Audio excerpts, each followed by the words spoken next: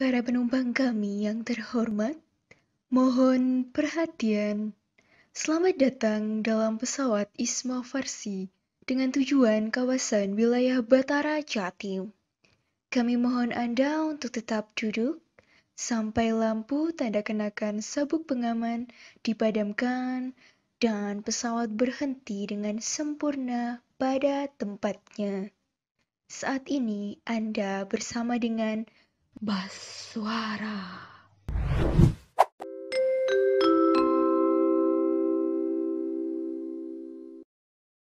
Halo kawan Baswara, selamat datang di podcast Baswara, Batara Jatim bersuara. Bersama saya, Salsabila Holida Zalfa, selaku staf ahli advokasi Isma Farsi Batara Jatim, periode 2020 dan 2022, dan rekan saya.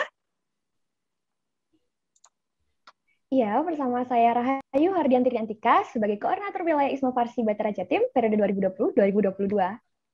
Nah, di episode kelima ini kita akan membahas mengenai mengawal pergerakan isu RUU kefarmasian sebagai payung hukum tenaga kefarmasian di Indonesia. Nah, Rahayu, di sini kita kedatangan tamu spesial nih dari Sekretaris Hisparsi PDIAI Jawa Timur, yaitu Bapak Apoteker Halim Priyahaum Jaya S.Farm M. Farm Clean. Selamat pagi, Pak Halim. Pagi, Dek Salsa, Dek Rahayu.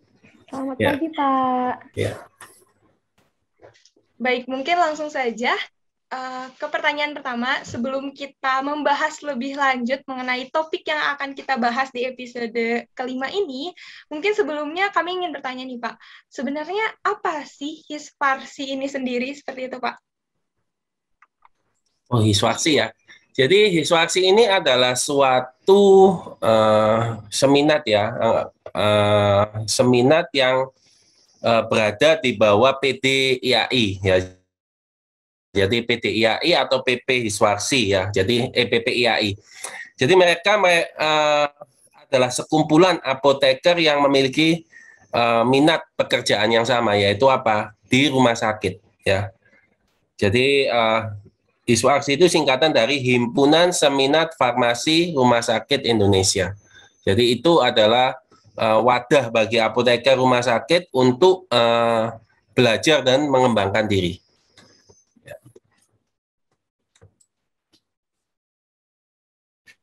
Oke, baik Pak. Mungkin saya mau menambahkan lagi nih Pak. Apa saja sih Pak peran apoteker yang bertugas di rumah sakit? Apakah terdapat perbedaan peran dengan apoteker yang bertugas di puskesmas atau di tempat lain seperti itu Pak? Ya, perbedaannya begini. Fungsi rumah sakit sendiri kalau kita lihat ini adalah untuk menyelenggarakan pelayanan kesehatan perorangan paripurna. Artinya apa? Mereka lebih dominan pada upaya kuratif dan rehabilitatif. Ya, jadi Pak, bedanya dengan puskesmas ada apa, Pak? Kalau pada rumah sakit, promosi kesehatan itu mungkin ada tetapi tidak dominan. Ya, jadi upaya preventif, upaya promotif itu tentu akan lebih banyak di puskesmas ya, karena itu memang tugas dari puskesmas adalah upaya promotif atau preventif. Kalau di rumah sakit bagaimana? Utamanya adalah peran-peran untuk penyembuhan pasien ataupun rehabilitatif. Kalau pasiennya nggak bisa disembuhkan, paling nggak bisa diupayakan yang terbaik ya. Jadi kualitas hidupnya bisa ditingkatkan mendekati seperti sedia kala. Itu perbedaannya. Lantas bagaimana dengan peran farmasi di rumah sakit? Peran farmasi di rumah sakit cukup banyak ya, kompleks ya. Jadi sebagai macam saya di Sutomo, saya bicara di Sutomo aja. Di Sutomo, apoteker ini ada yang di bidang pengelolaan obat. Jadi kalau kita berbicara kuratif, mau nggak mau selalu melibatkan obat. Sebagai contoh begini, ada seorang dokter hebat ya, profesor, dokter dan lain sebagainya itu. S3-nya banyak itu ya. Misalnya ini ya. Saya tidak butuh farmasi, nggak bisa, ya kan? Apalagi dia kalau misalnya medik ya, dokter medik itu penyakit dalam, anak, itu pasti terapi obatnya, terapi pada pasiennya menggunakan obat. Saya dokter bedah, saya nggak butuh farmasi, saya bisa operasi. Ya, yang menyiapkan benang jahit ya, pisau farmasi. Linen untuk sterilisasi ya, jadi alas kain steril untuk operasi itu yang menyiapkan siapa? Farmasi. Ya, jadi CSSD di Sutomo itu ada CSSD untuk sterilisasi. Ya, kemudian reagen-reagen yang menyiapkan siapa? Farmasi, laboratorium, reagen lab ya. Jadi itu termasuk reagensia itu termasuk sediaan farmasi. Nah, itu yang menyiapkan farmasi. Makanan, lupa. Makanan kan gizi. Oke, yang berupa makanan itu berupa gizi, tetapi makanan medis dalam hal ini apa? Susu. Seperti apa? Panentral, ya kalau saya sebut merek ya, susu panentral, susu yang medis, itu yang menyiapkan farmasi sekarang. Ya, karena apa? Ya, kalau yang menyiapkan gizi ternyata ada masalah gitu loh. Nah, itulah yang peran-peran apoteker di rumah sakit. Jadi mulai dari di mana ada penggunaan sediaan farmasi, di sana ada apoteker. Dan itu memang mulai dari pengelolaan sampai dengan pelayanan farmasi kliniknya. Ya, belum termasuk seperti kalau di rumah sakit pendidikan yang ngurusi pendidikannya juga gitu. Ya. Baik. Mungkin apakah ada standar pelayanan kefarmasian di rumah sakit yang memerlukan disesuaikan dengan kebutuhan hukum, mungkin seperti itu, Pak? Kalau kita berbicara standar pelayanan kefarmasian di rumah sakit, ya apakah perlu disesuaikan? Saya rasa yang standar pelayanan kefarmasian di rumah sakit hingga saat ini sudah, untuk standar pelayanan kefarmasian di rumah sakit ini adalah, kalau saya rasa sudah mengayomi sebagian besar peran apoteker di rumah sakit ya. Kalau kita berbicara standarnya, memang ada kelebihannya di rumah sakit. Apa kelebihannya? Karena rumah sakit ini ada standar akreditasi dari CARS maupun dari DCI, maka peran farmasi di sini dituntut untuk selalu ada. Dituntut. Jadi misalnya rumah sakit mau akreditasi, maka harus ada apoteker yang mengelola obat, bertanggung jawab di sana. Harus ada apoteker yang melakukan pelayanan farmasi klinik di sana. Pak, kalau nggak dilakukan gimana? Ya rumah sakitnya nggak lulus. Ya, itulah yang menyebabkan peran farmasi di rumah sakit ini begitu dominan hingga hari ini ya. Memang ini perjuangan dari guru-guru kita ya, guru-guru kita yang ada di rumah sakit, sehingga bagaimana rumah sakit hari ini, misal ya, dulu rumah sakit itu mungkin satu rumah sakit apotekernya satu, tapi hari ini rumah sakit yang kecil itu apotekernya bisa 8 sampai 10. Pak, di Sutomo berapa apotekernya? Ada 42 apoteker di Sutomo. Pak, di Saiful Anwar ada 56 apoteker. Ya, hal ini sangat kontras ya, sangat kontras dengan apa? Memang mohon maaf ya, puskesmas gitu ya. Tidak semua puskesmas di wilayah Jawa Timur itu memiliki seorang apoteker. Ya, ini agak kontras karena ya saya nggak tahu ya, moga-moga dengan wacana atau proses akreditasi puskesmas ini dapat meningkatkan peran dari apoteker di puskesmas. Ya, seperti itu. Jadi kalau diakreditasi itu dituntut, oh apotekernya harus rekonsiliasi obat, oh apotekernya harus asesmen awal pasien, oh apotekernya harus mengisi CPPT, oh apotekernya harus review terapi pengobatan, apotekernya harus memberikan masukan terkait DRP yang ada, oh apotekernya harus monitor efek samping obatnya, dan seterusnya. Itu banyak sekali. Elemen-elemen itulah yang menyebabkan peran apoteker begitu dominan ya, sehingga ya kalau saya di rumah sakit apakah perlu ada revisi standar pelayanan farmasinya di rumah sakit? Iya, tetap ada yang perlu di CSSD. CSSD itu belum masuk di standar pelayanan kefarmasian ya. Kemudian pelayanan medis ya.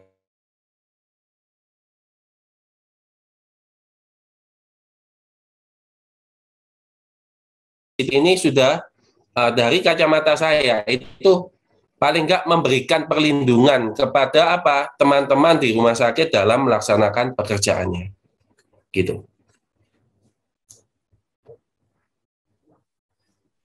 Oke, baik Pak. Karena saking banyaknya ya Pak ya tugas-tugas yang dilakukan oleh apoteker yang di rumah sakit, apakah ada mungkin gitu Pak permasalahan yang sering terjadi di lapangan yang berkaitan antara apoteker dengan hukum? Permasalahan apoteker dengan hukum ya ini kalau kita berkaca di sini ya berkaca di Indonesia ya, apakah banyak apoteker yang bermasalah dengan hukum sampai dengan hari ini memang saya belum menemukan ya, seperti halnya dengan kasus seorang dokter. Jadi misalnya begini, ada beberapa hal yang harus kita pahami ini sebagai suatu celah. Contoh misalnya, SIP.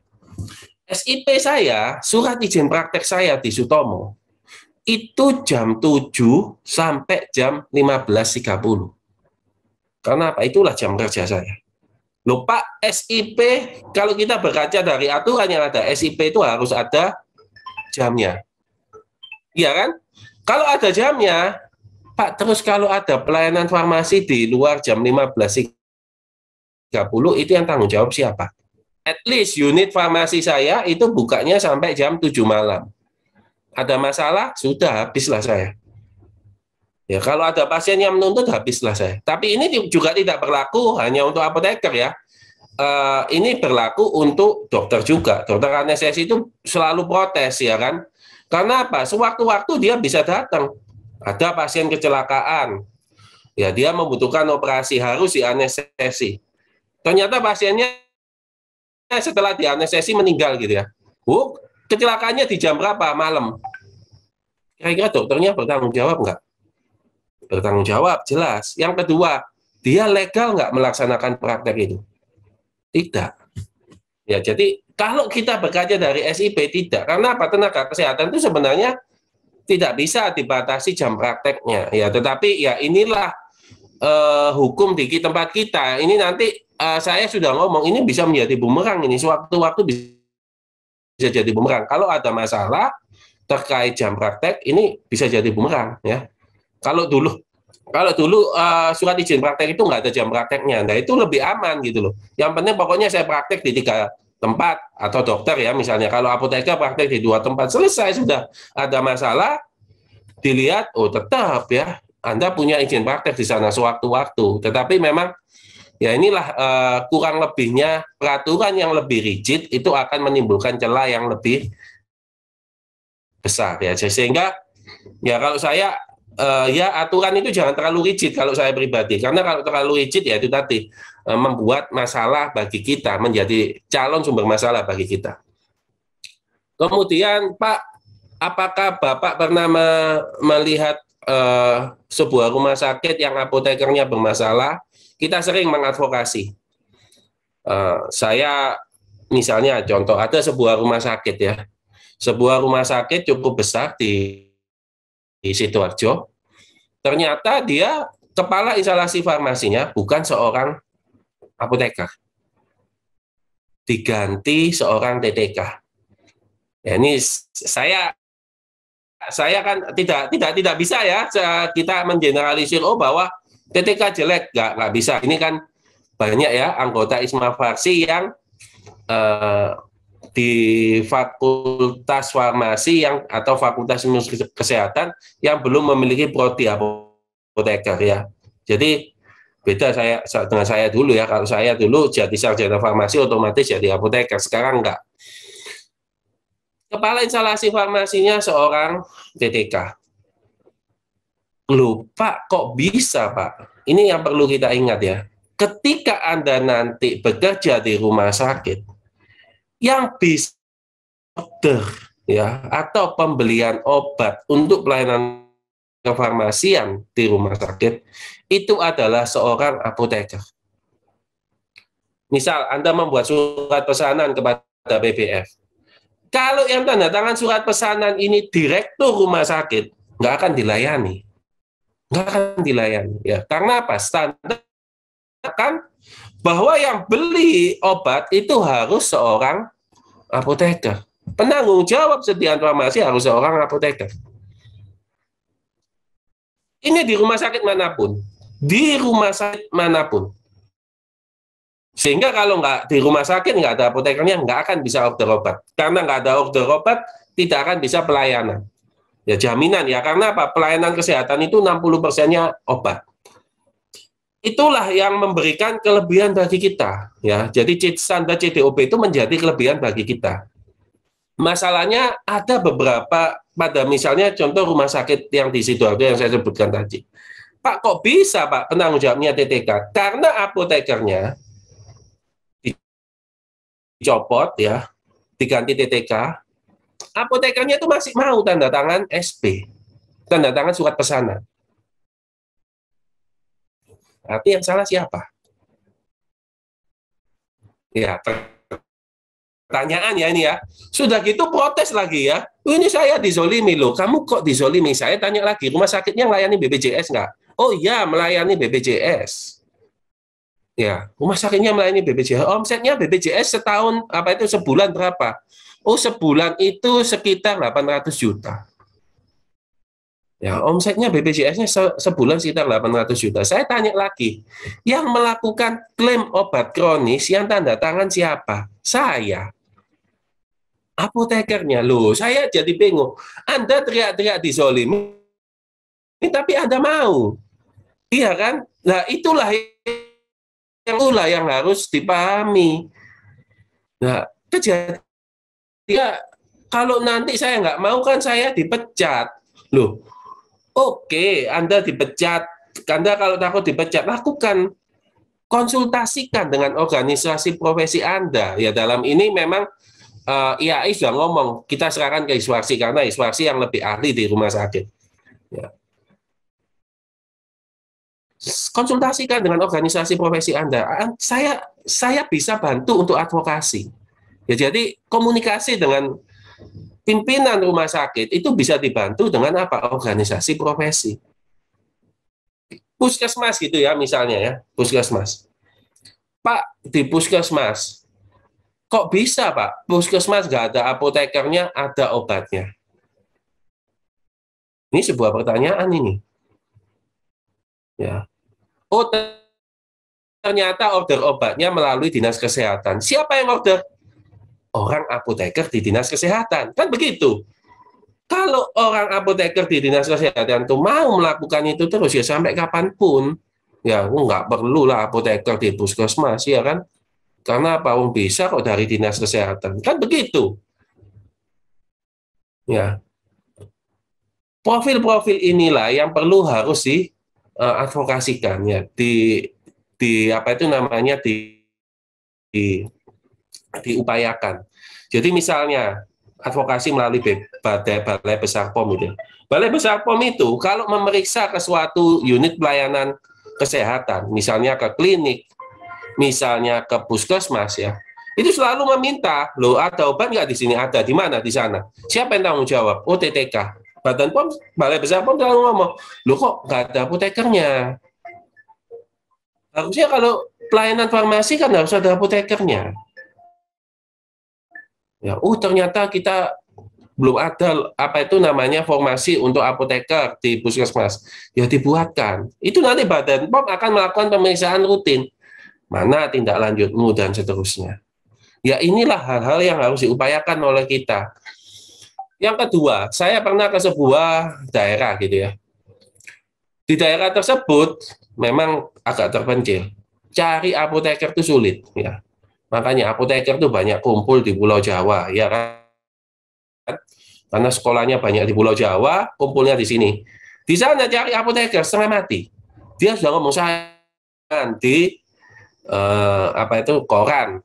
Saya sudah bikin lowongan di Fakultas Farmasi, bersurat dan lain sebagainya. Yang ada apotekernya. Belum ada Pak yang lama ke sini. Ya, sedih nggak? Sedih. Ya, sedih itu. Ya, saya pernah saya karena menjadi pelatih pembimbing di apoteker di rumah sakit itu, saya sering ke daerah ya. Saya ke Sangatta. Ke Sangatta itu dari jam. Jadi dari Balikpapan 8 jam ke Sangatta. Wah, itu jalannya ampun dah. Sudah ampun saya. Ya, saya habis di sana, apotekernya satu rumah sakit berapa? 2 orang. Satu kepala instalasi farmasi, satunya koordinator rawat jalan ya dan rawat ini. Nah, bisa nggak dia pelayanan farmasi klinik di sana? Saya yakin nggak bisa. Saya yakin nggak bisa. Ya. Terus saya tanya, ini kenapa kok nggak mau? Saya ini sudah minta tambah, sudah ditunjuk. Lowongan saya di koran, Pak. Nggak ada yang daftar. Ya, ya susah gitu ya, susah. Ya itulah masalah-masalah di tempat kita. Di tempat kita banyak, tapi ada yang apoteker-apoteker yang tidak paham ya dengan hukumnya. Yang kedua, di tempat lain kurang, sehingga apa ya tidak bisa dilaksanakan oleh apoteker sepenuhnya. Ya banyak pegawainya itu yang di Poli itu saya tanya dia bukan lulusan SMF atau bahkan lulusan D3 farmasi atau apoteker, bukan. Apa di lulusan SMA KC obat. Loh, terus ini gimana ya, dilatih Pak, bisa kok mereka ya kan, apotekernya sendiri ya kan yang melatih mereka. Ya itulah yang menjadi masalah ya. Jadi sebenarnya kalau kita berbicara dari sisi CDOB dan sisi pelayanan kefarmasian JKN, farmasi sebenarnya punya perlindungan yang sangat besar. Ya, klaim obat kronis, klaim obat JKN tanpa apoteker, tidak ditandatangani apoteker, tidak berlaku. Ya itu ya, tidak dibayar BPJS. Ya sebenarnya itu kan kelebihan kan, ya kan? Ya seperti itu ya. Baik, Pak.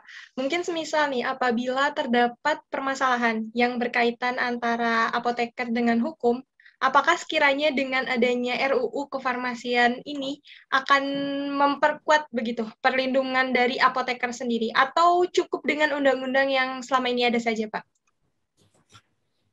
Kita berbicara gini ya, kalau saya ngomong konsepnya di rumah sakit ya, kita berbicara konsep di rumah sakit. Dalam nanti adik-adik bisa baca di undang-undang tentang pembentukan peraturan perundang-undangan ya. Di sana itu sudah dijelaskan bahwa ada yang disebut hierarki peraturan perundang-undangan. Ya, ada hierarki di sana. Ya, tentu kalau undang-undang lebih tinggi dari yang paling tinggi itu apa? Undang-undang dasar. Ya kan? Kemudian TAP MPR. Ya, itu yang kita paling tinggi ya, undang-undang dasar, TAP MPR, ketetapan MPR. Berikutnya apa? Undang-undang atau Perpu, peraturan pengganti undang-undang. Kalau undang-undang dibuat oleh DPR dan Presiden, kalau Perpu hanya Presiden aja ya.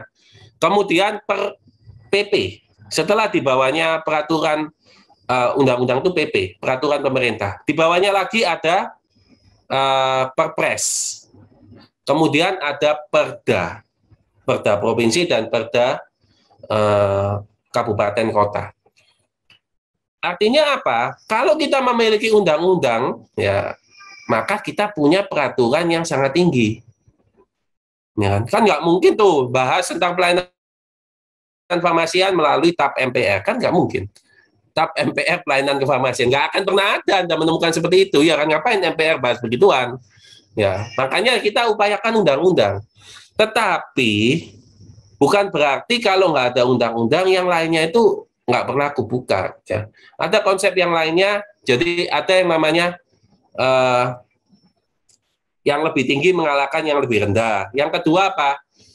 Yang lebih spesifik mengalahkan yang lebih general. Di rumah sakit ada yang disebut hospital by law. Ya. Pengelolaan rumah sakit secara hukum. Saya bekerja di rumah sakit, apakah ada perlindungan? Jawabannya ada. Misal ya, saya bekerja di rumah sakit. Saya salah memberikan obat. Saya berpraktek farmasian secara sembrono dan lain sebagainya. Misal ini ya. Tapi saya sudah dapat surat tugas dari direktur. Ini ya kelebihannya di rumah sakit. Saya bukan ngajari jelek ya. Kemudian ada kelalaian dilaporkan ke polisi atau kemana deh ya. Jadi saya dilaporkan. Oh, pelayanan farmasinya Pak Halim itu nggak benar itu. Nah, maka Yang bertanggung jawab terhadap saya siapa? Bukan saya pribadi, tetapi direktur rumah sakit.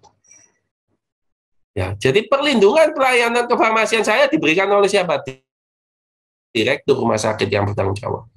Ya, saya harus melaksanakan, ya, pembelian obat dan lain sebagainya saya harus melaksanakan. Tetapi dalam hal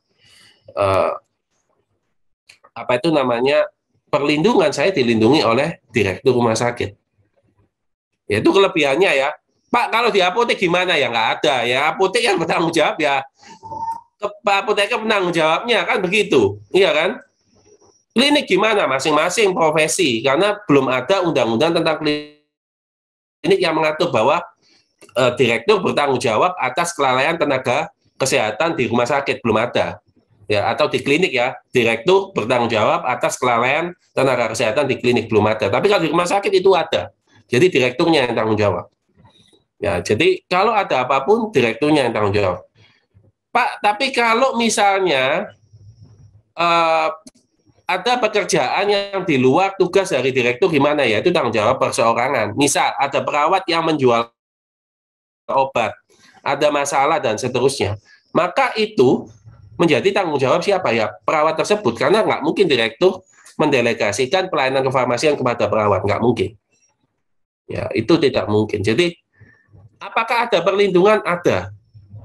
Ya, perlindungannya apa? Bahwa saya dilindungi oleh direktur. Apakah ada perlindungan dari undang-undang kefarmasian? Tidak. Ya, bahwa saya memiliki hak dalam melaksanakan pelayanan kefarmasian? Tidak. Siapa yang memberikan perlindungan dalam hak pelayanan kefarmasian? Peraturan Pemerintah Nomor 51 Tahun 2009. Tentang apa? Tentang pekerjaan kefarmasian yang sampai hari ini masih berlaku.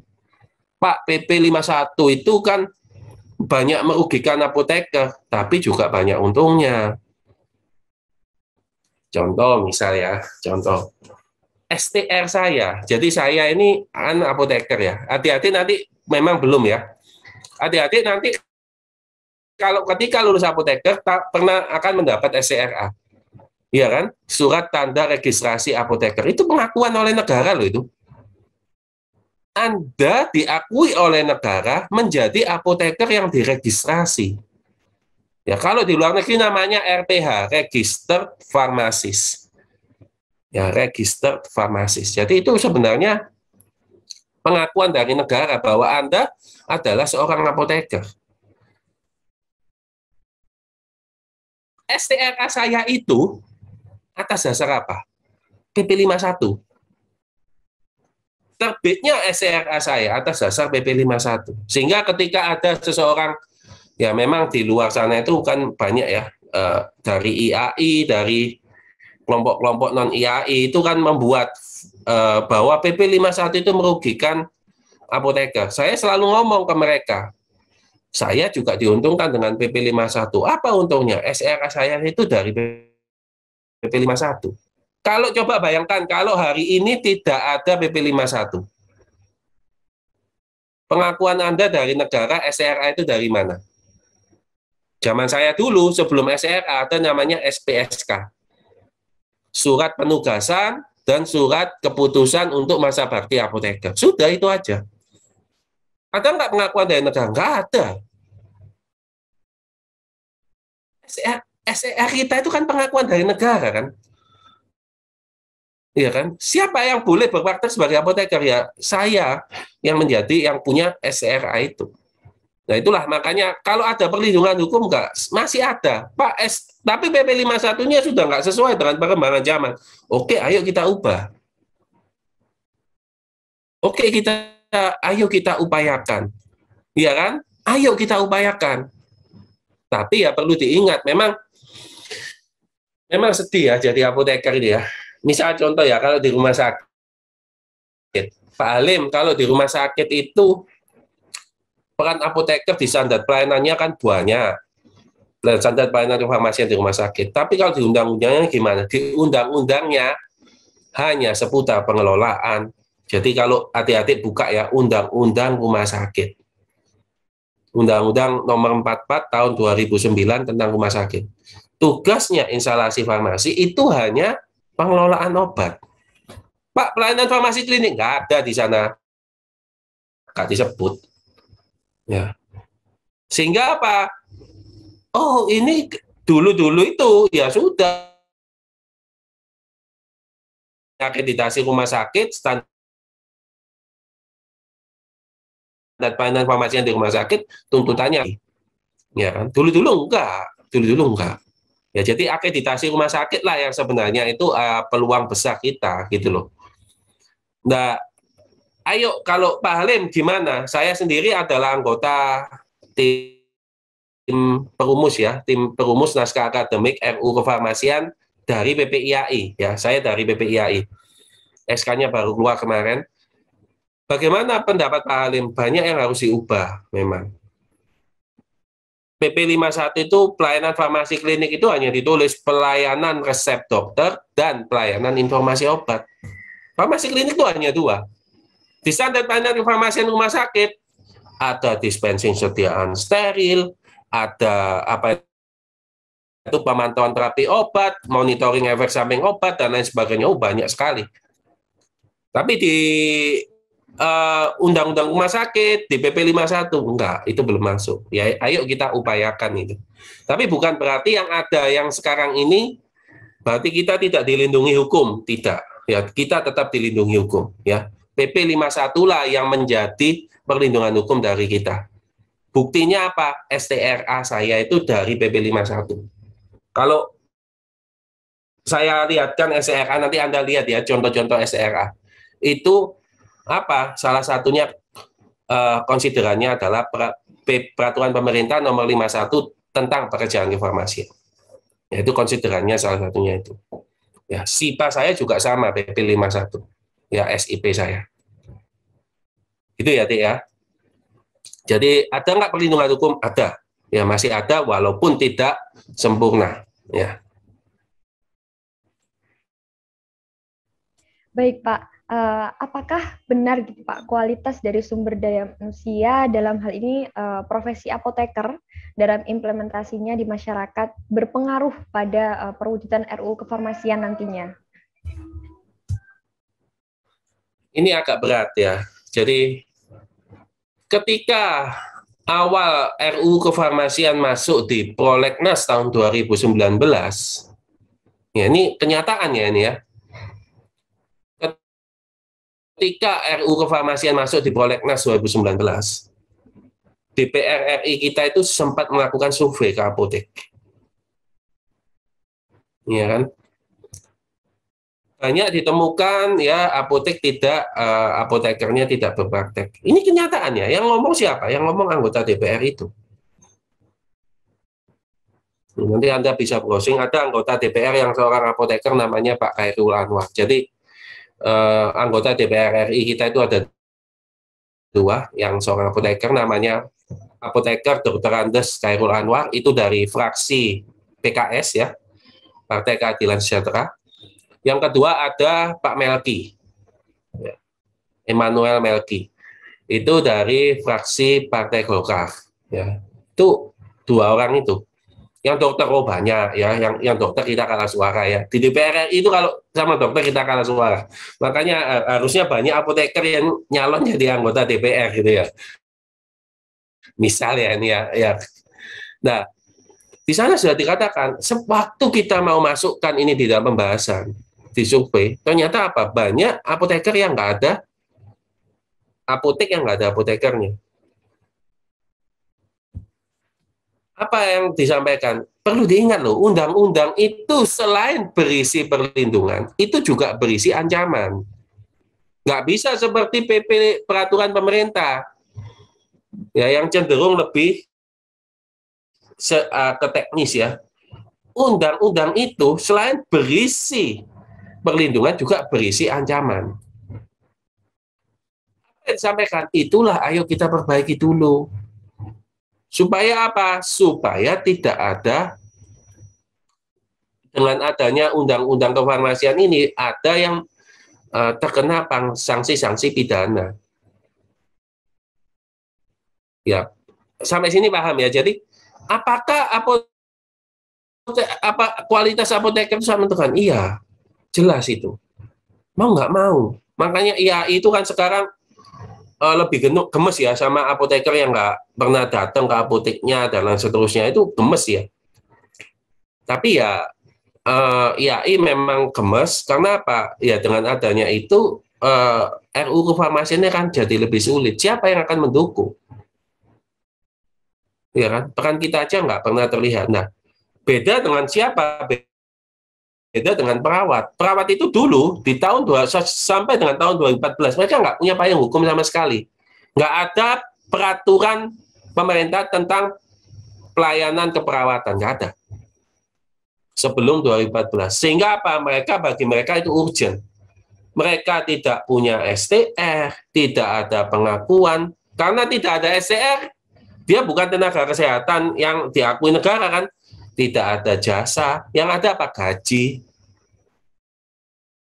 Sekarang dengan adanya pengakuan dari negara, mereka menuntut jasa seperti dokter. Hari ini mereka menuntut ada jasa seperti dokter. Ya, kita sudah ada jasa itu sejak dulu. Ya. Hanya saja kita tidak jeli dalam melihat itu. Nah, sehingga apa ya? Itu tadi peran-peran dari SDM ini sangat penting. Kejadian apoteker diganti TTK. Kenapa kok bisa berlangsung lama? Karena apotekernya mengiyakan, mengaminkan. Buktinya apa? Dia tetap mau tanda tangan SP. Nggak apa-apa, Pak. Ya, daripada rumah sakit nggak dapat obat. Ya, harusnya kan disampaikan dulu. Ya, dia masih mau tanda tangan klaim obat kronis. Nggak apa-apa, Pak. Ya, saya tetap gaji saya masih sama, walaupun saya nggak jadi kepala instalasi farmasi. Loh, orientasinya gimana ya? Makanya saya kadang itu pusing ya ngelihat yang seperti itu pusing. Nanti kalau boleh nanti saya berikan salah satu contoh ya, salah satu contoh di sebuah rumah sakit. Ya nanti saya share screen bahwa ada yang rumah sakit itu kepala instalasi farmasinya TTK ada. Saya mengadvokasi sama. Ya, tentunya kalau saya advokasi ya bukan saya sendiri ya, saya bawa apoteker yang polisi itu ya. Pak Rudi, Pak, ayo Pak ikut saya ke sana gitu ya. Kalau saya sendiri ya saya nggak berani ya kan, saya nggak berani ya. Kalau bisa makanya kalau ada sejawat, oh yang polisi, yang apoteker, tentara itu ya dibaik-baikin ya. Karena untuk advokasi itu paling enak bawa mereka seperti itu. Ya jadi SDM itu sangat penting, jelas ya. Sehingga apa ya? Karena SDM-nya dirasa bermanfaat, maka ada pengakuan dari legislasi kita maupun dari eksekutif kita. Ya. Baik Pak, kalau dirasa bahwa SDM tadi itu sangat penting, lalu bagaimana Pak upaya untuk mengajak seluruh rekan sejawat dalam meningkatkan peran apoteker di masyarakat? Ya, ini yang susah ya. Ini susah ya. Saya kalau tanya, Pak, bagaimana meningkatkan peran apoteker di masyarakat? Ya, saya senang ya kalau adik-adik misalnya bagi-bagi misalnya vitamin, masker, mengenalkan apoteker. Saya senang sekali ya. Saya itu kalau melihat adik-adik yang bersemangat, saya dulu itu pengurus IHPG ya, IHPG Jawa Timur, tapi ya sekarang sudah bukan muda lagi ya. Saya sudah out dari IHPG ya, tahun ini sudah pensiun. Jadi saya senang dengan kegiatan-kegiatan yang memberikan warna bagi apoteker itu agar apa? Apoteker dikenal masyarakat. Itu yang penting. Karena kalau adanya suara dari masyarakat membantu di legislasi kita, maka apoteker itu akan memperoleh pengakuan. Otomatis itu sudah. Bandingkan dengan keperawatan ya. Dengan RU apa itu pengesahan RUU keperawatan. RUU keperawatan itu cepat. Dia mulai diinisiasi itu tahun 2012. Disahkan tahun berapa? 2014. Karena apa? Banyak masyarakat yang merasakan pentingnya peran seorang perawat. Ya kan? Oh, perawat ini ada perannya. Yang merawat orang sakit dan lain sebagainya. Orang kalau ke rumah sakit yang dominan rawat siapa? Bukan dokter, bukan farmasi. Siapa? Perawat. Yang masang infusnya, ya, yang apa itu nganti popoknya, ya itu perawat. Yang nyuntikkan obat ya perawat. Ya kan? Sehingga apa? Ya itu dibantu ketika proses legislasi. Apoteker. Nah, ini sebuah pertanyaan ya. Apoteker ya, ini berat ya. Bagi saya berat ya. Belum lagi gini ya. Saya ini memang pusing ya. Seorang sarjana farmasi misalnya, pendidikan di kita itu aja sebenarnya sudah salah. Kalau saya dulu masuk di Fakultas Farmasi, itu rata-rata yang ada Fakultas Farmasi itu apa? Kalau nggak UNER, WM, Ubaya. Di zaman saya hanya ada 3 itu.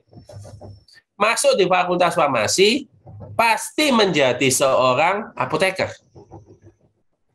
Sekarang contoh di Ubaya aja, enggak. Anda lulusan sarjana farmasi dari Ubaya, mau masuk apotekernya Ubaya harus seleksi lagi, betul enggak? Saya dengar itu sudah. Ya, harus seleksi ya. Jadi gimana? Ya, banyak yang tidak bisa menjadi apoteker. Belum lagi adik-adik yang dari prodi farmasi yang tidak memiliki prodi apoteker. Berat loh ini.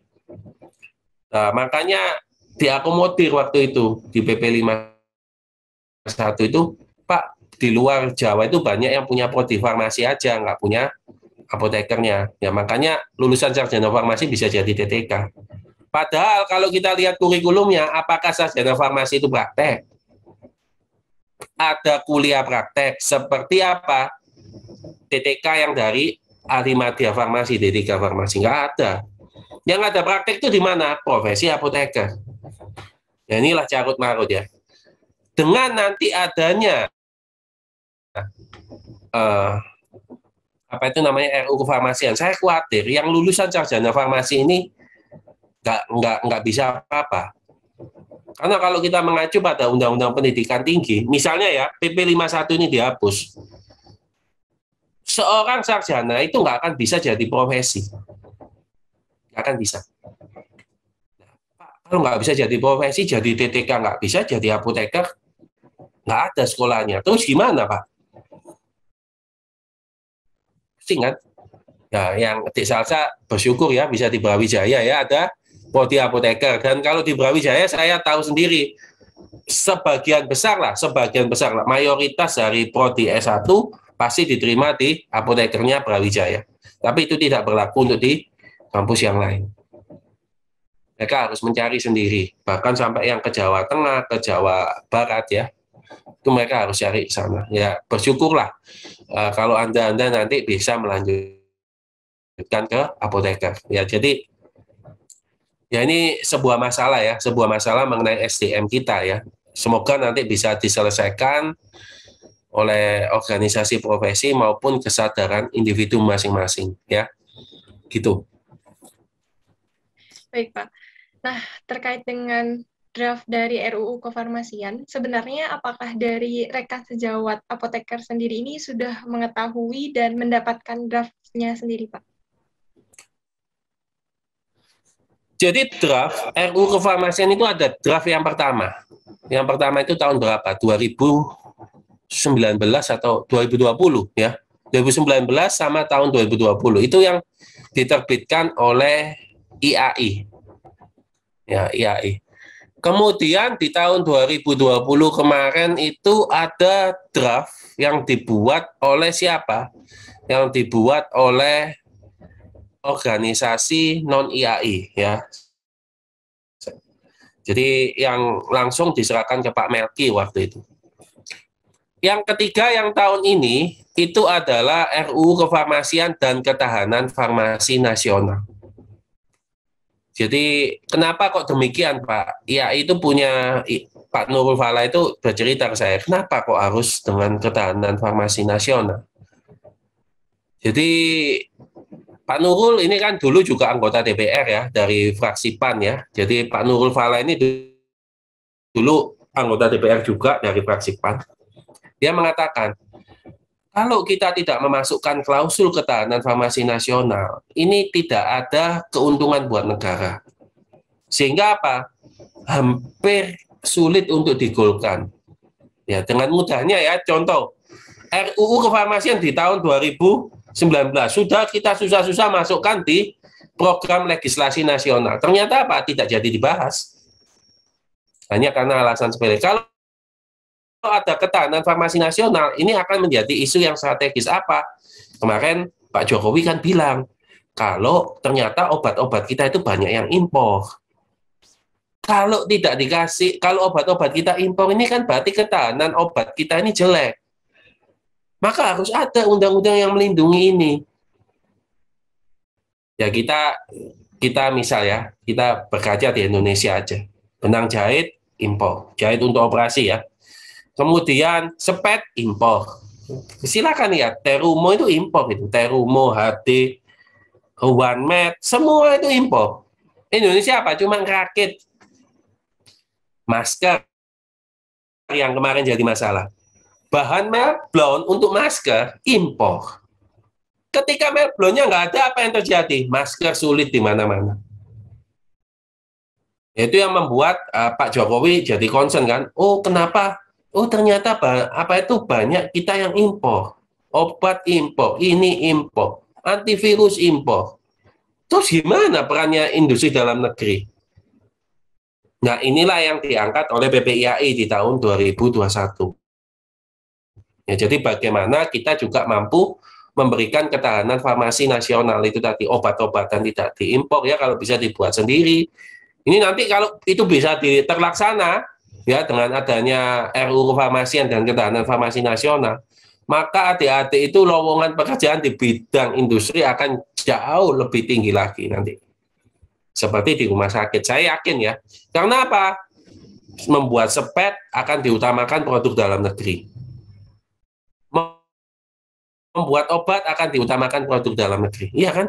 Itu ya bagus ya, konsepnya bagus. Jadi konsepnya yang dibangun oleh PPIAI itu harapannya agar ini menjadi isu strategis nasional. Dengan menambahkan ketahanan farmasi nasional. Yaitu harapannya. Pak, kemudian apakah draft ini disebarkan? Banyak disebarkannya sampai bingung. Yang ini dari siapa, yang itu dari mana gitu ya. Adik-adik mungkin sendiri lihat, oh ini ada yang dulu, kok berbeda ya yang dengan yang ini. Kok yang baru lagi beda lagi. Nah itu ya bingung semua karena apa ya? Mereka bersuara masing-masing. Saya itu selalu mengatakan tiap orang boleh berpendapat. Yang nggak boleh apa? Saling menjatuhkan. Ya, saya punya pendapat saya, tapi saya nggak boleh menyerang pendapatnya di salah saya. Ayo kita adu argumen. Nggak ada masalah kalau saya adu argumen. Nah, masalahnya ketika adu argumen, kalah tidak mau menerima. Kan begitu, kan susah ya. Kalau sudah adu argumen, disepakati di forum, sudah kalah, nggak mau menerima. Ya sudah, saya walk out, saya mundurkan diri. Kan repot. Kemudian membuat di front yang lain. Ya itu nggak bagus itu. Ya. Anda tidak melaksanakan demokrasi secara benar. Ya kan?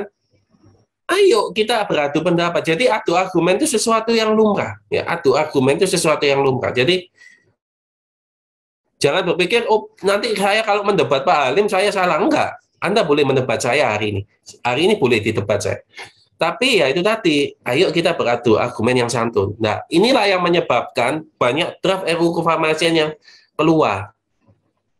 Nah, kalau kita di dalam sendiri sesama apoteker nggak satu suara, gimana menggolkan?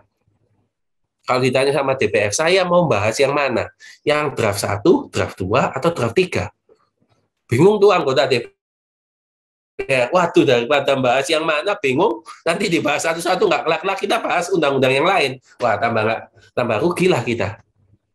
Ya, jadi nanti saya berharap adik-adik ini bisa menerapkan demokrasi yang benar ya. Nanti kalau misalnya di organisasi profesi ada yang masuk jadi kepengurusan IAI, berdemokrasi dengan benar. Jadi kalau sudah kalah suara ya sudah, terima itu. Itu memang kesepakatan forum kok. Bagaimana Anda meyakinkan forum kan begitu. Bagaimana Anda meyakinkan teman-teman yang lain? Oh kalau sudah yakin, ayo kita sepakati. Ya, jadi draftnya saat ini ada 3, setahu saya ya. Apakah banyak apoteker sudah banyak yang tahu? Ya, banyak yang tahu dan bingung. Ya, ini yang dibahas yang mana gitu ya. Kemudian ada beberapa draft yang juga tidak relevan dengan bukan beberapa, ada satu dua draft yang sudah tidak relevan dengan perkembangan zaman maupun peraturan perundang-undangan yang lain. Ya itu nanti perlu dievaluasi ya nanti ya. Jadi kalau saya ya draftnya banyak karena sumbernya banyak, tidak satu suara, ini akan membuat sulit ya untuk menggolkan ke DPR ya. Jadi Pak, usulannya kenapa kok ke DPR? Kan yang mengesahkan undang-undang itu kan Presiden dan DPR. Kalau melalui DPR itu lebih enak. Kok bisa Pak Alim? Di DPR itu ada fraksi Golkar, ya kan? Ada fraksi PDI, ada fraksi PKS, ada fraksi Demokrat, ada fraksi P3, ada fraksi PKB gitu ya. Macam-macam ini. Kalau ini usulannya dari DPR, otomatis 7 fraksi itu sudah setuju. Tinggal dibahas dengan Presiden, selisihnya nggak akan banyak. Tapi kalau dari Presiden, biasanya 7 fraksi itu punya masing-masing pendapatnya. Harus mengklopkan dulu, ya itulah yang bikin lebih lama. Ya, diubah strateginya. Dan itu memang saya rasa, oh iya, ya mungkin karena Pak Nurul Falak, beliaunya mantan anggota DPR ya, jadi tahu. Ya kalau saya enak lewat Kementerian Kesehatan aja dari Presiden kan lebih cepat gitu ya. Oh ternyata nanti malah lama dibahas di DPR, malah keluar dari prolegnas karena DPR-nya sibuk bahas yang lain. Ya jadi itulah strategi kita melalui DPR. Ya sama seperti RUU keperawatan. Ya gitu ya. Baik Pak, lalu bagaimana Pak sikap yang seharusnya dilakukan oleh kami para mahasiswa sebagai calon apoteker gitu Pak dalam mengawal RUU kefarmasian? Ya, mengawal RUU kefarmasian Anda boleh bersuara. Boleh bersuara. Pak boleh demo nggak? Saya kalau Anda nggak pernah demo rugi ya. Jadi mahasiswa nggak pernah demo itu rugi ya. Jadi saya sering, bukan sering ya, saya dulu sempat sekali demo ya. Jadi paling nggak saya punya pengalaman demo. Tapi kalau sekarang Pak Alim mau nggak demo? Nggak, sudah itu bukan bukan ranah kita sebagai seorang profesi ya. Kita punya profesi, punya sopan santun, akan jauh lebih baik kalau kita mengajukan dengan cara sikap-sikap yang memenuhi tata krama. Itu kalau saya sekarang ya. Tapi kalau Anda mau demo boleh ya, demonya yang santun ya, nggak usah demo anarkis gitu. Tapi kalau farmasi demo kayaknya cuma bawa poster gitu ya, boleh ya itu ya. Saya dulu pernah. Bagaimana mengawal RUU kefarmasian? Ayo kita mendorong organisasi profesi kita untuk segera menyelesaikan draft ya dan mengajukan usulan tersebut ke DPR. Kemudian apa yang dilakukan yang kedua? Bagaimana draft ini bisa masuk menjadi program legislasi nasional. Ya, program legislasi nasional. Itu langkah-langkahnya. Draft dimasukkan, kemudian dia menjadi daftar legislasi nasional. Kalau sudah menjadi daftar legislasi nasional, berarti dia prioritas untuk dibahas. Setelah dibahas, baru nanti seluruh fraksi setuju, dibahas bersama pemerintah. Kalau pemerintah setuju baru disahkan. Ya itulah prosesnya. Maka kita kawal dari masing-masing proses itu. Ya sayangnya memang hanya ada 2 orang apoteker di DPR RI kita. Makanya banyak-banyak ya saya berdoa ya banyak apoteker yang jadi anggota DPR gitu ya. Ya tapi biaya nyalek mahal ya. Ya saya sendiri nggak kuat ya kalau jadi caleg ya. Karena keluarnya miliaran ya kan. Tapi kalau itu bisa tentu akan jauh lebih baik ya. Karena kita kalah suara itu sama dokter. Dokter ada berapa? Ada 11 orang dokter di anggota DPR. Undang-undang praktek kedokteran, GUL. Undang-undang pendidikan kedokteran, GUL. Dikdok ya, undang-undang Dikdok itu. Ya enak ya mereka ya, karena apa? Banyak ya di sana. Dokter kan banyak duitnya, iya kan? Apoteker ini yang susah, ya kan? Ya nggak apa-apa ya, kita berupaya di sana. Ya, jadi Anda bisa mengawal mulai dari dibahas di IAI, ketika diusulkan Prolegnas, pembahasan bersama pemerintah sampai pengesahan itu bisa dikawal semua, ya. Baik, Pak. Nah, mungkin dari Bapak sendiri, apakah sudah mendapatkan kajian akademik yang dibuat oleh ISMA Farsi, Pak?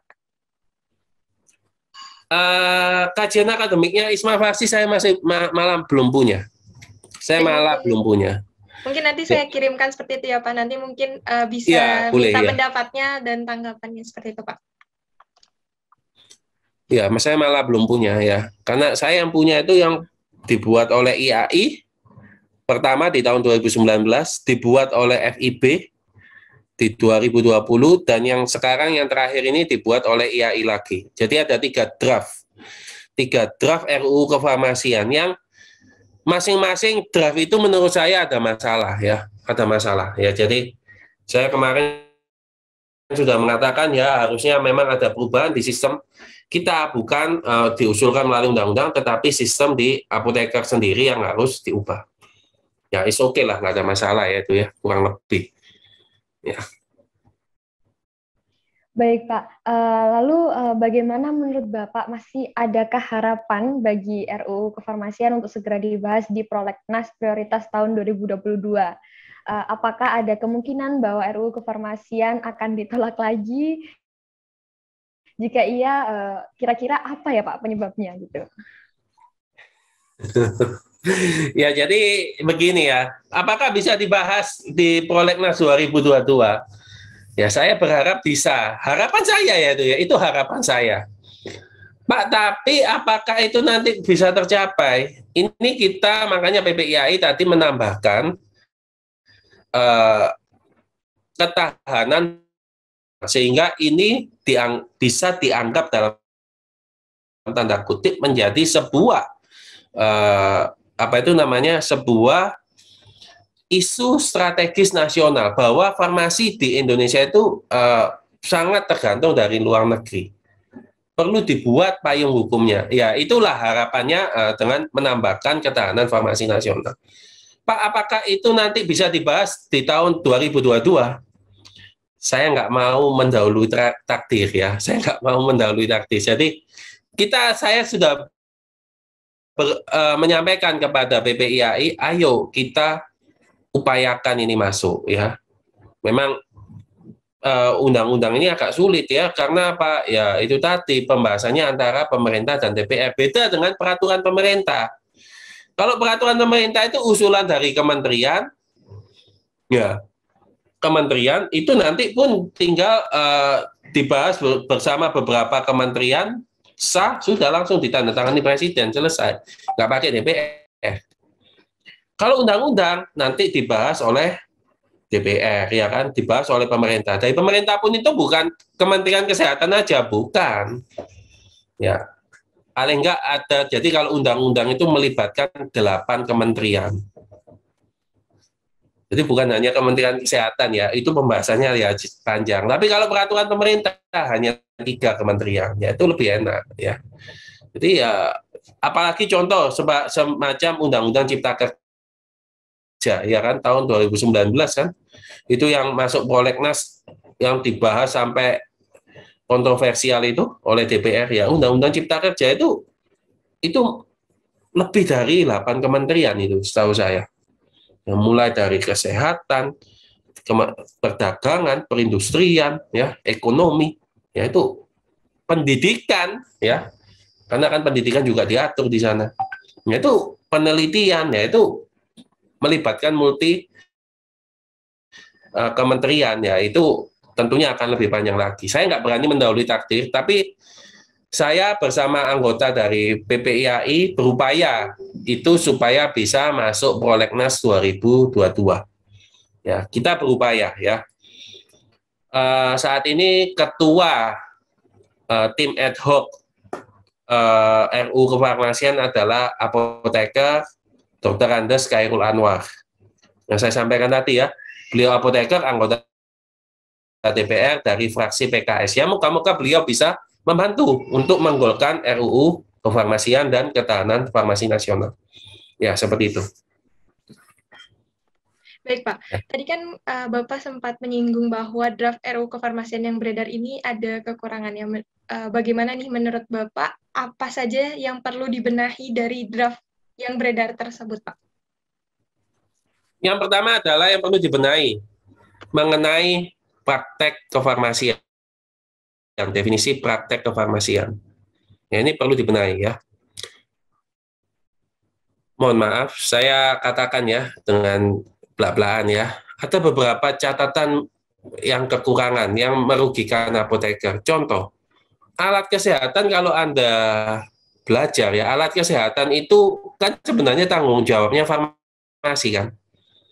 Tapi ketika Anda ngomong penyakit, penanggung jawabnya apakah harus seorang apoteker? Tidak. Elektromedik bisa nggak jadi penanggung jawab penyalur alat kesehatan? Bisa. Ya, jadi elektromedik ATLM itu bisa jadi penanggung jawab PAK. Ya, ayo definisi ini yang kita masukkan ya. Kemudian obat-obatan farmasi veteriner belum bisa dimasukkan. Kemudian kalau saya pribadi dari praktek kefarmasian itu ya misalnya seperti dosen gitu ya. Dosen itu praktek dimasukkan sebagai praktek kefarmasian. Saya pribadi ngomong dosen itu bukan seorang apoteker ya kan. Oh, dia itu apoteker, hanya ngajar di kefarmasian. Menurut saya bukan. Apakah dia nanti dengan menjadi dosen itu wajib memiliki SIP apoteker? Ya kan? Ya, tapi it's okay ya. Saya kalah suara di sana ya. Saya kalah suara di sana. Oh, ini nanti harus mengaju. Oke, monggo. Tapi menurut saya itu tidak rasional karena kalau kita lihat definisi dari Harvard ya, Harvard University yang disebut farmasi profesional itu sudah jelas itu. Ya, farmasi profesional kerjanya apa saja ya. Farmasi praktis itu apa aja? Kayaknya ngajar itu nggak masuk deh kegiatan farmasi praktis itu. Ya, praktek kefarmasian itu. Kayaknya enggak ya, tapi oke lah silakan diajukan ya nanti pembahasannya di DPR bagaimana. Saya rasa itu akan menjadi catatan yang khusus ya. Jadi saya berharap kemudian definisi juga terkait pelayanan kefarmasian. Pelayanan kefarmasian tuh kan di sana hanya mencakup dua ya, pelayanan resep pelayanan atas resep dokter dan pelayanan informasi obat. Padahal pelayanan farmasi klinik nggak hanya dua itu, banyak ya, banyak monitoring efek samping obat, pemantauan terapi obat, evaluasi penggunaan obat, banyak itu.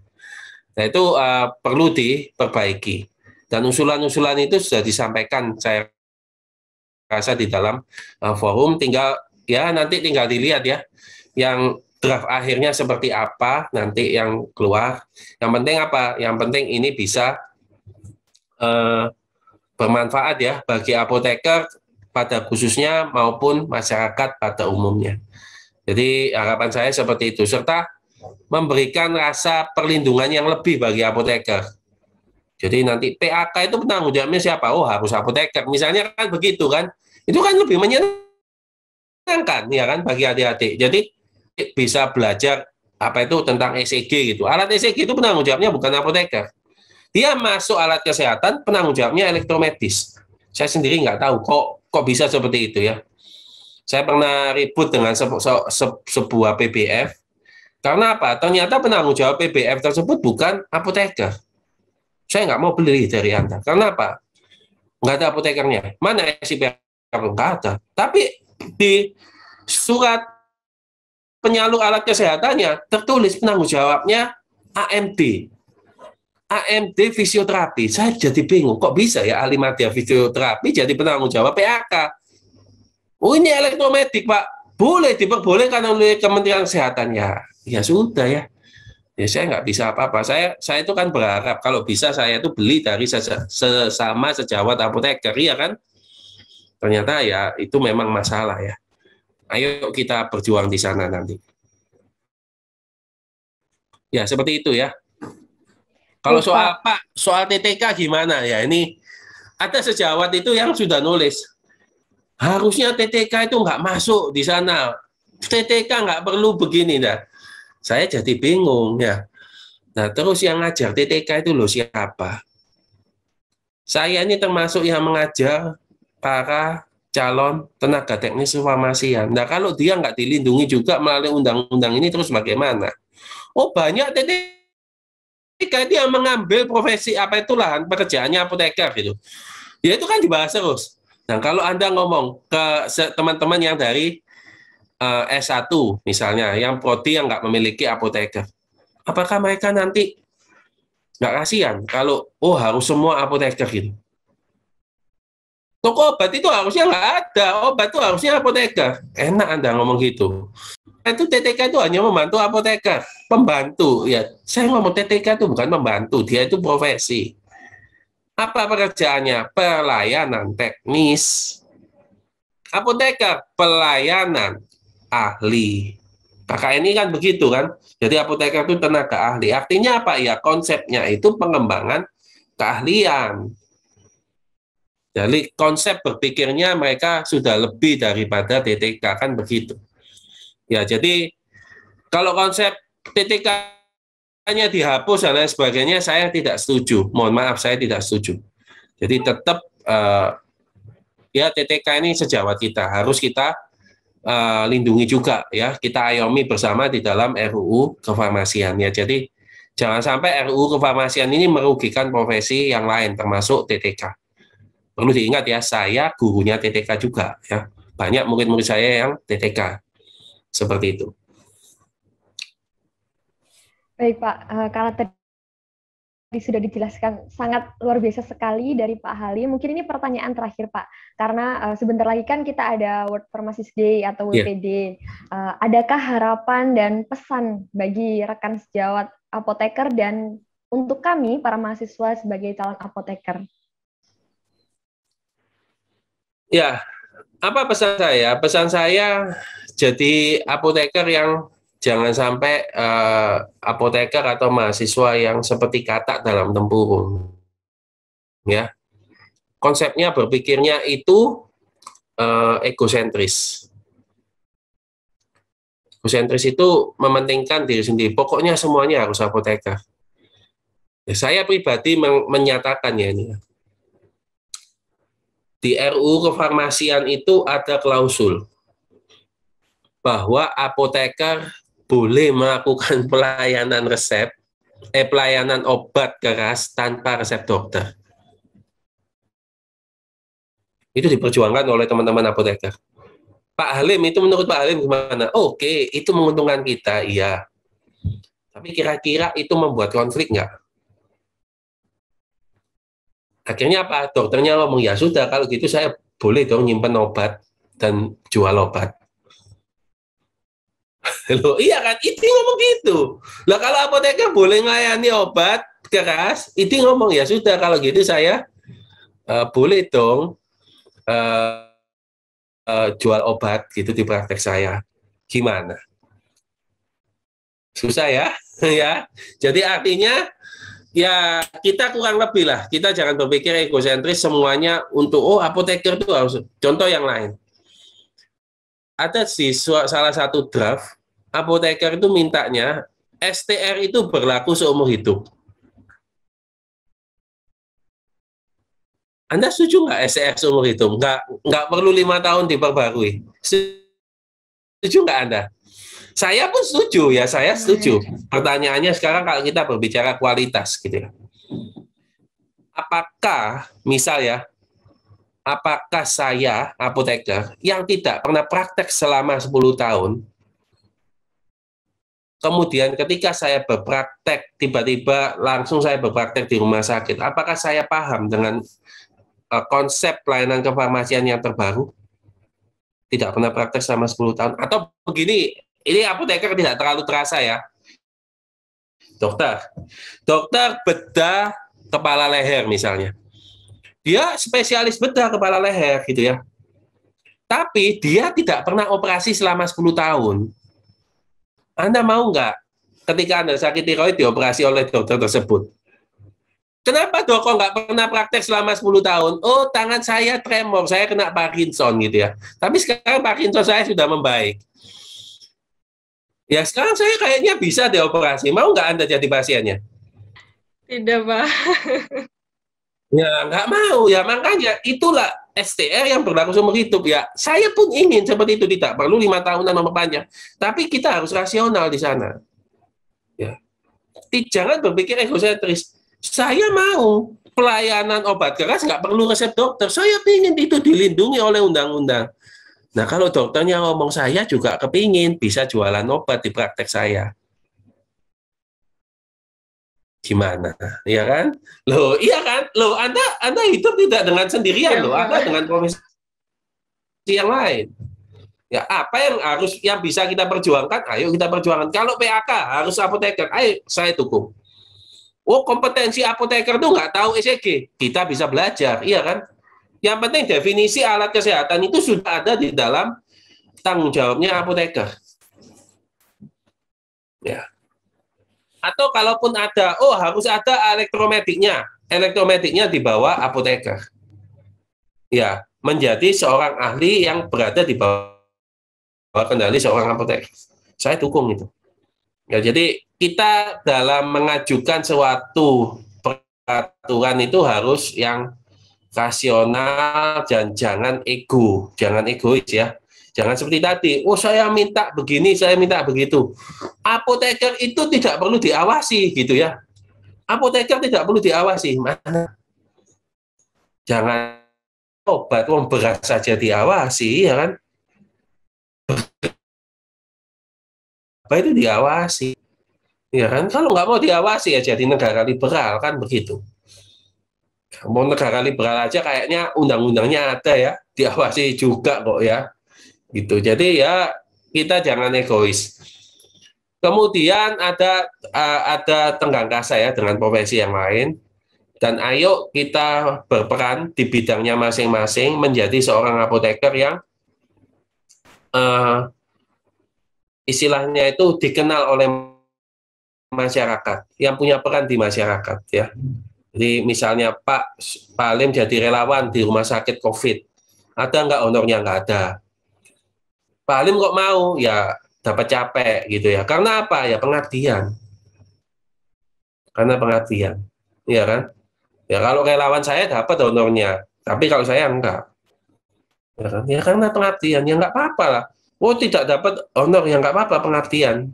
Mumpung saya bisa pengabdian, ayo kita berjuang di jalurnya masing-masing. Yang di apotek, ayo kita berjuang di apotek.